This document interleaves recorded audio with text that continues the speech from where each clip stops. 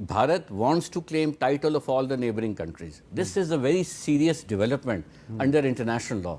It is a very serious posturing. Us posturing کا جواب دینا بے حد ضروری ہے حکومتی سطح پر بھی, سیاسی پولیٹیکل پارٹیز کو بھی اور کسی اور کو بھی, کیونکہ اگر آپ یہ نہیں دیں گے تو آپ گویا اس پوزیشن کو ایکسیپٹ کرنے کی طرف جا رہے ہیں, جو کہ بالکل غلط ہے.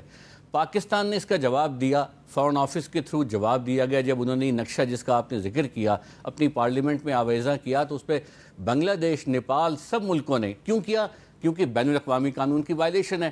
یو این چارٹر یہ کہتا ہے کہ 1947 کے بعد سرحدیں جو ہیں ان کو تبدیل نہیں کیا جائے گا زور بازو. جو سرحدیں جو ہیں کشمیر اور فلسطین کے علاوہ باقی تمام سرحدیں فائنلٹی اٹین کر گئی ہیں.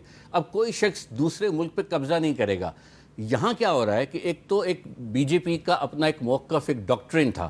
چلیے ڈاکٹرن تھا, موقف تھا, بات چیت چل رہی تھی, جس طرح انہوں نے کہا انڈر وینیئر چلتا آ رہا تھا 50 سال سے, ہم بھی اس کے بارے میں زیادہ بات نہیں کرتے تھے. آج کیا ہو رہا ہے کہ جو official representatives of the state of India اور republic of India, union of India کے ہیں, وہ یہ بات کر رہے ہیں. تو جب میرے سامنے اگر یہ ایم پی جو ہے مادھیہ پردیش کے چیف منسٹری کی اسٹیٹمنٹ اگر آ جائے جس میں وہ کہیں کہ it will happen one day اور سونر, یا جو آپ نے بھی اسٹیٹمنٹ سنائی وہ آ جائے, اور اس سے پہلے جب میں نے یہ آرٹیکل لکھا تھا تو اس وقت میں دیکھ رہا تھا کہ آفیشیل لیول پر یہ نیریٹو بلڈ کیا جا رہا ہے کہ ہم اکھنڈ بھارت کی طرف جائیں گے. اسے ہم کہتے ہیں اسٹیٹ پریکٹس. اسٹیٹ پریکٹس ملک کوئی اسٹیٹمنٹ دے, اس کا کوئی عہدیدار کوئی بیان ایشو کرے, کسی جگہ تقریر کرے, یہ سب آفیشیل اسٹیٹ کی پروجیکشنز ہیں.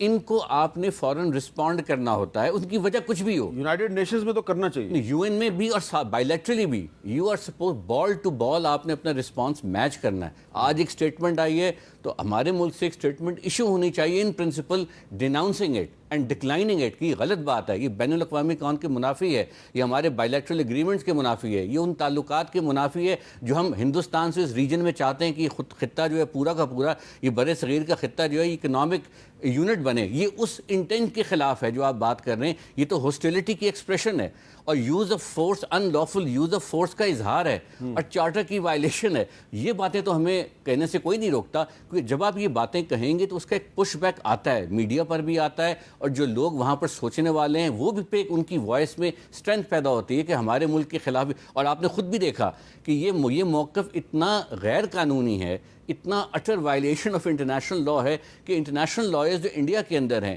وہ تک بول پڑے ہیں کہ یہ موقف جو اس کی سمجھ میں نہیں آ رہی, ہم کیسے انٹرنیشنل لا کی وائلیشن اگر یہ پاکستان کرے, اگر یہ پاکستان پہ بہت ملبہ آ جائے گا. پاکستان یہ کہے جی کہ جوناگڑھ کی جو ریاست ہے اس نے پاکستان کے ساتھ الحاق کا اعلان کیا تھا 1947 میں, تو ہم جو ہے وہ جوناگڑھ کو اپنی ریاست میں شامل کریں گے تو یہ تو ہم پہ سینکشنز لگوا دیں گے انڈیا والے. جی میں یہ عرض کر رہا ہوں نا, ہم حالانکہ اس کا ٹائٹل ٹیکنیکلی ہمارے پاس ہے, اسٹیٹ آف جوناگڑھ کا جو ایگریمنٹ آف ایکسیشن ہے وہ بھی انٹیکٹ ہے.